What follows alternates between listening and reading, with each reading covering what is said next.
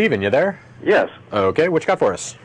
I was just curious. I've watched your show a couple of times before. Okay.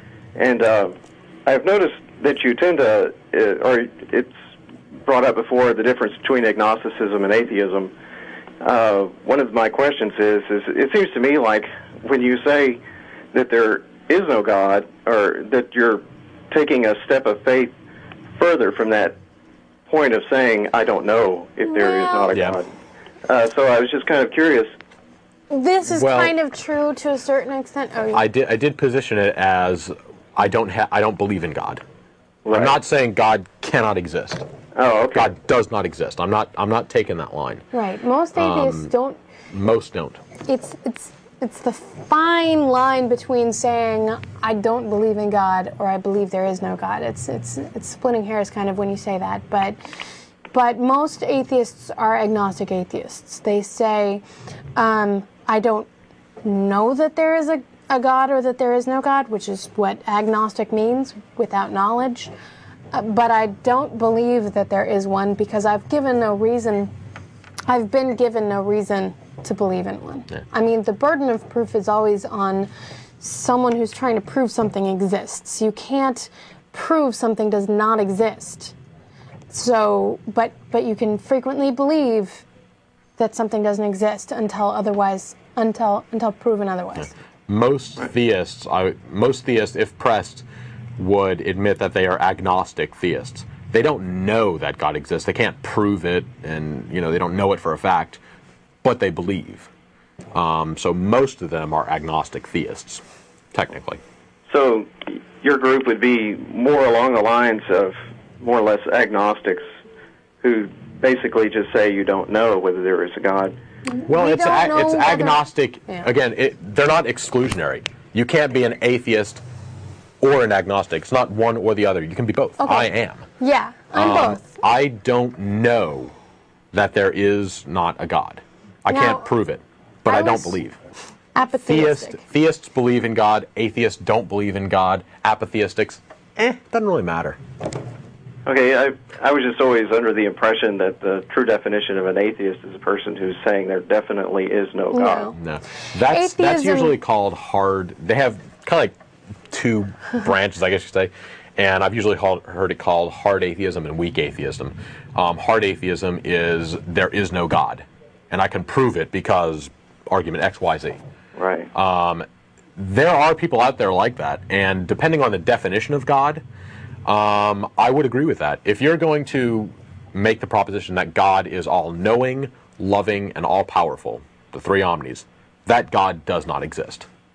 I will make that statement that God cannot exist.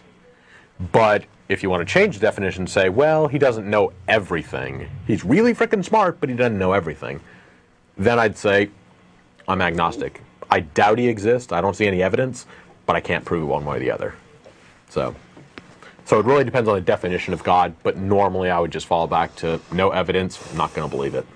Atheistic just means without God. I mean, so you can live your life without believing in God. So you don't do morals because God tells you to. You do morals because of whatever other reason you find. So it's sort of like you're living your life without the influence of God, which, we all have the influence of God in our lives because so many people believe in God. And so even atheists are influenced by God. It doesn't mean we do things because of God, but we're influenced by theists. The beliefs of theists, yes, not by God himself. One of the things that I'm curious about is with your convictions about God, do you ever find that within our culture that you're facing problems or situations where a lot of, like you were talking about the people facing death, do you ever find that you are tempted to say a prayer or try to rely on some belief in God, even because maybe of something in your past? It would be nice at times to make it feel like I'm doing something by praying, but in actuality, I realize that you're not actually doing anything except making yourself feel better. I can understand the desire to want to help, and all you can do right now is pray, for instance. But I don't see that that's really helping the situation. And so it would be better to try and actually do something. Now, again, that's sometimes hard to do. It means, you know, you actually got to get off your duff and do something. But that's going to be more helpful in the long run. Do you think that may be one reason why a lot of people don't make the step from a belief in God to a belief in agnosticism or atheism? I would expect that might have a part of it. I think more importantly, the religion question isn't something that is debated all that thoroughly, all that often in popular media, in anything like that. And so people aren't really forced to critically question their views. And so that's why they'll typically, you know, believers will typically keep believing because they haven't heard any really good arguments, and it is comforting. I would love the idea that there is an all-powerful God out there who loves me and really is watching out for me and is going to get, you know, bring me to heaven, you know, when I die and I can live forever. I mean, those are great things. I'd love that. Doesn't mean I can get myself to believe in them, though. So I think that's a big part of it. It's a very comforting belief. So you would say it would be maybe there's a desire to feel as if you're part of something greater than yourself? Yeah. Religions typically do that. I mean, you go to church every week, and you're part of a community. It's a very social thing also. I mean, a lot of people go to it, you know, they may not admit it, but it's a big social draw. It's a time to go together and see all your friends and everything.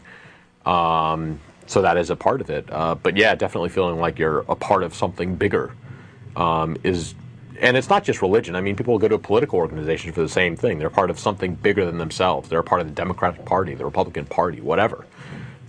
You're doing something larger than yourself. Yeah, I've often felt or believed personally that that's all God is just a abstract symbol of those things which are greater than ourselves. Yeah. And if that's what you want to define God as being, then I'm a theist. Mm-hmm. So I'm a Gnostic Theist. I know that God exists. If it's just the concept of interconnectivity, exactly. My mother likes to call that term spiritual internet, that we can all be sort of related to each other, that we can all be sort of connected to each other. But that doesn't really have anything to do with whether or not there's a God. I was curious. I grew up always hearing about Madalyn Murray O'Hair. Mm-hmm. What was she? Do you remember how did she believe in terms of? I know she was an atheist, obviously. She went out to start, I think, American Atheist. I came into it all after she had already died, I believe. And so I haven't read any of her books. I haven't seen any of the videos or anything like that. So I don't know anything about her personally. I've never actually met her, obviously. So I don't know any details. All I could say is what I've heard from other people. And I'd never even heard of her until I moved to Texas, so okay. I can't answer too many. She was an atheist, and she was a relatively famous atheist that led a particular atheist movement, and I've heard from a lot of people that she was kind of a bitter and cynical person, so I don't like to associate her as like the founder of atheism in any way, because atheism's been around a lot longer, and you're certainly not required to be bitter and cynical as a prerequisite to atheism. So it's better not to be.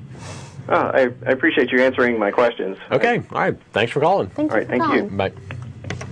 Yeah, you're perfectly allowed to be a bitter, cynical atheist, but it's not very much fun. The content of this video is produced by the Atheist Community of Austin, a nonprofit educational organization promoting positive atheism and the separation of church and state. If you enjoyed this content and are willing and able to provide a donation, please visit the website below.